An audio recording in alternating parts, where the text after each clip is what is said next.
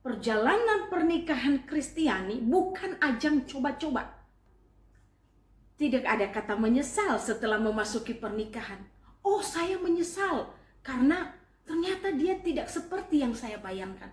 Oh, saya menyesal, dia banyak kekurangan. Walaupun pasanganmu mungkin 20, 30, 40 atau 50 tahun ke depan tidak secantik yang sekarang ini, tidak segagah yang sekarang ini, tidak sekeren yang sekarang ini.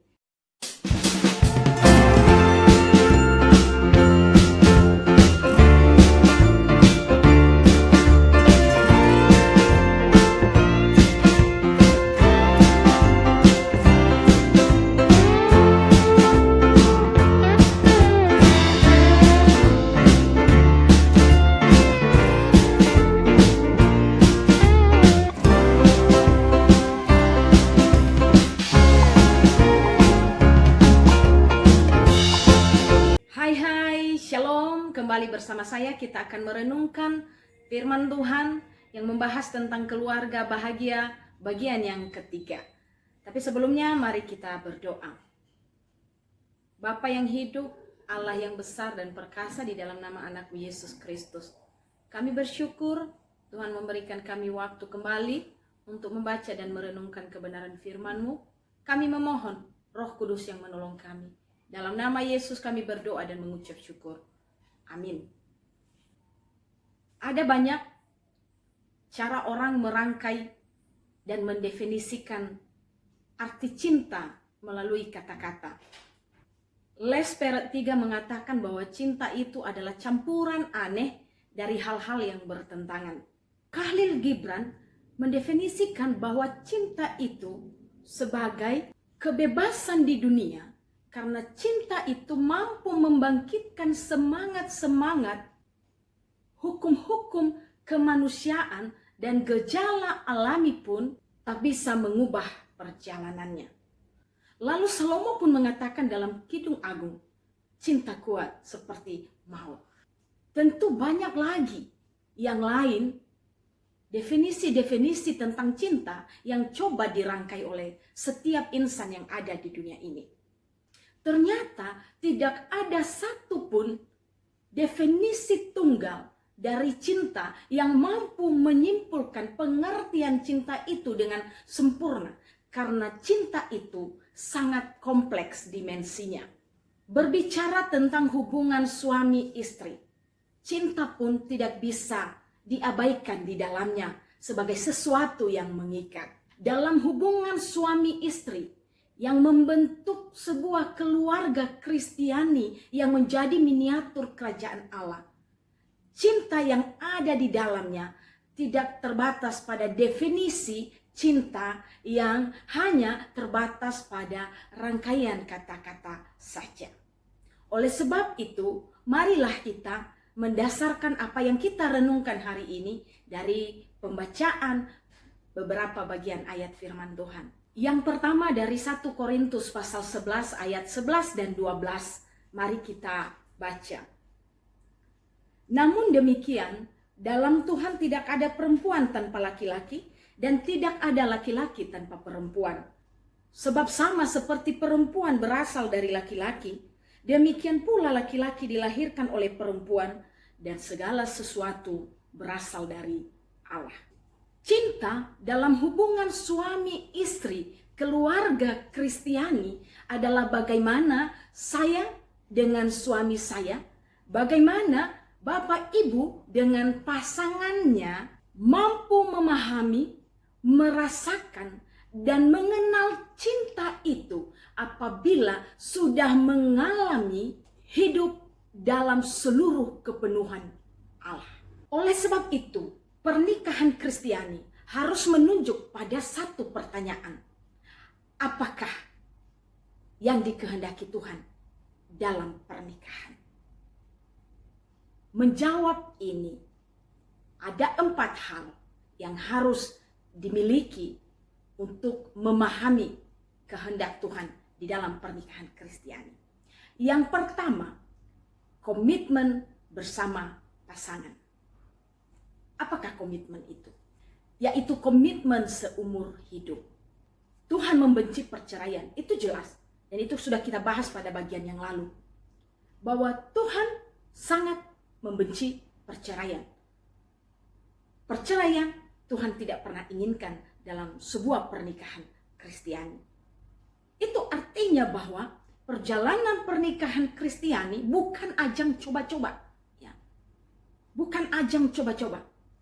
Pernikahan Kristiani adalah ikrar di hadapan Tuhan yang disaksikan oleh seluruh jemaat Tuhan untuk menjalani itu seumur hidup sampai maut memisahkan. Bersedia menerima pasangan dengan segala kelebihan dan kekurangan, dan apapun yang terjadi tetap setia terhadap pasangan yang telah diberkati Tuhan dengan kita. Tidak ada kata menyesal setelah memasuki pernikahan. Oh, saya menyesal karena ternyata dia tidak seperti yang saya bayangkan.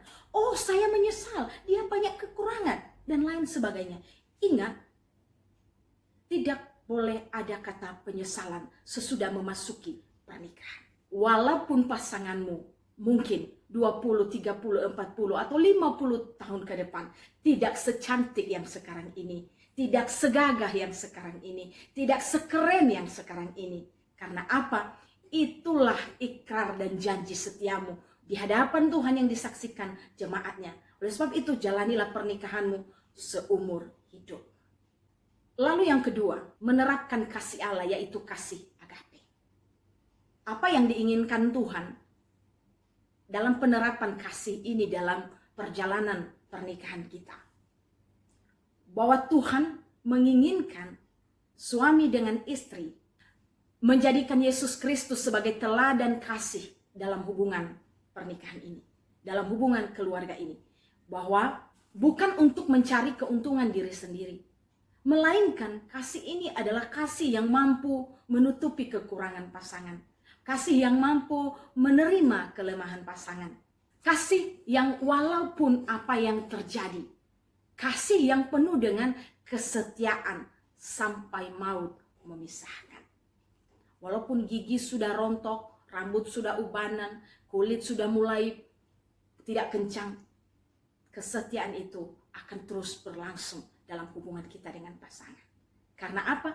Karena Yesus Kristus sudah menjadi teladan tentang kasih yang tanpa syarat itu.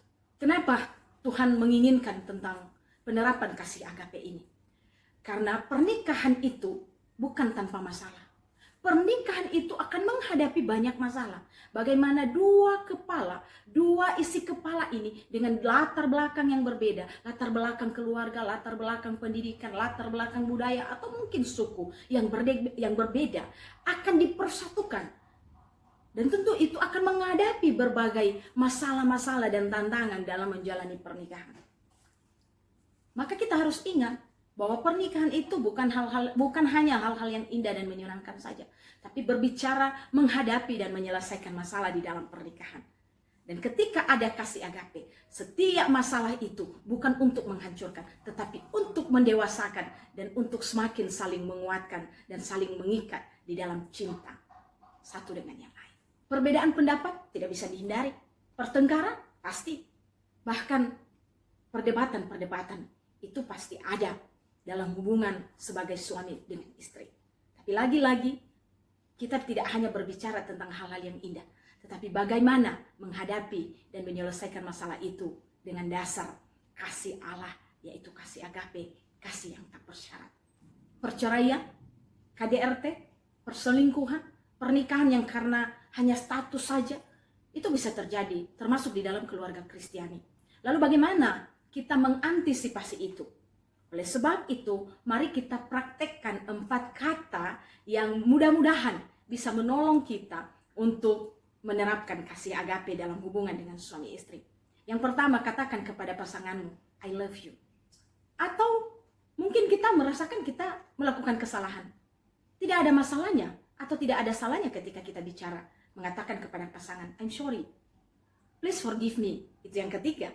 Dan thank you ketika kita melihat bahwa ada sesuatu yang menyenangkan hati kita yang dilakukan oleh pasangan. Itu sangat penting. Di dalam kasih ini perlu yang namanya kerendahan hati satu dengan yang lain untuk menekan ego. Yang ketiga, menjalin keterbukaan. Di minggu yang lalu kita sudah bahas bagaimana di dalam Kejadian pasal 2 bahwa dikatakan di situ keduanya telanjang dan tidak merasa malu. Sangat penting untuk kita pahami di sini tentang skala prioritas. Bahwa pasangan kita adalah prioritas yang terpenting setelah Tuhan. Ketika kita sudah menikah, ayah ibu kita, saudara-saudara kita, hubungan pertemanan kita, atau sahabat kita, bukanlah yang prioritas. Setelah kita menikah, skala prioritas yang terpenting setelah Tuhan adalah pasangan kita. Ini sangat penting. Dan ini sering sekali ketika tidak dipahami, maka akan menjadi salah satu pemicu kekacauan dalam hubungan sebagai suami istri.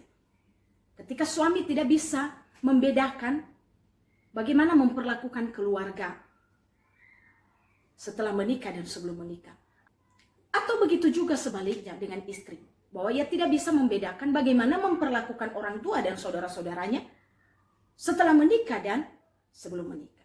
Maka pasangan kita adalah orang yang terdekat dalam hidup kita.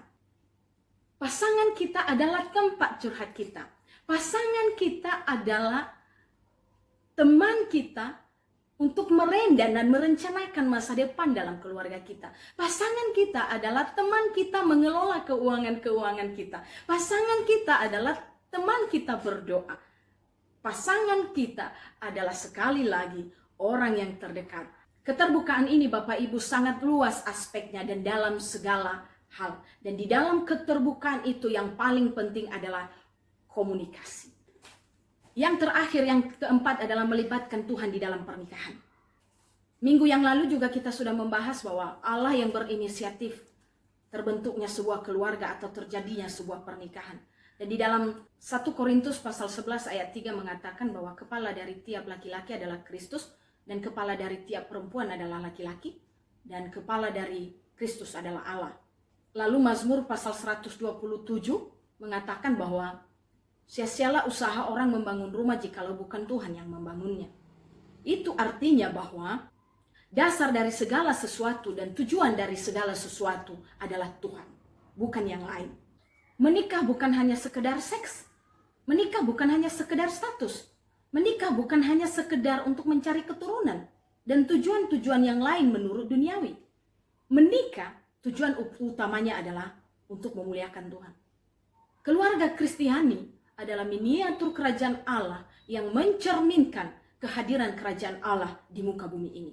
Dan itu adalah tugas saya, Bapak, Ibu, dan saudara-saudari untuk menggenapinya, untuk mewujudkannya sesuai dengan apa yang dikehendaki Tuhan. Oleh sebab itu poin 4 ini melibatkan Tuhan, campur tangan Tuhan di dalam keluarga-keluarga kita, di dalam pernikahan kita, tidak boleh diabaikan sama sekali. Yang paling terakhir di dalam perenungan kita hari ini, pernikahan itu bukan mencari kecocokan, tetapi menyepakati ketidakcocokan. Dalam perenungan kita hari ini, biarlah sungguh meneguhkan komitmen kita, ikrar kita, janji kita di hadapan Tuhan, bahwa kita tetap setia terhadap pasangan kita, seperti yang telah diteladankan oleh Yesus Kristus kepada kita. Tuhan Yesus memberkati, mari kita berdoa. Sungguh Bapa, Engkau Allah yang ajaib, Allah yang besar dalam kehidupan kami. Terima kasih untuk perenungan hari ini. Kami yang sudah berkeluarga, biarlah Engkau tolong Bapa untuk tetap saling mencintai, saling setia, saling terbuka, sampai maut memisahkan kami. Dan kami memohon pertolongan-Mu untuk itu. Dan bagi mereka yang sedang bergumul untuk membentuk keluarga, untuk mencari pasangan hidup, ingatkan mereka Bapa tentang banyak hal dalam pernikahan sesuai dengan kebenaran firman. Di dalam nama Yesus kami berdoa dan mengucap syukur. Amin. Tuhan Yesus memberkati saya, Bapak, Ibu, saudara-saudari.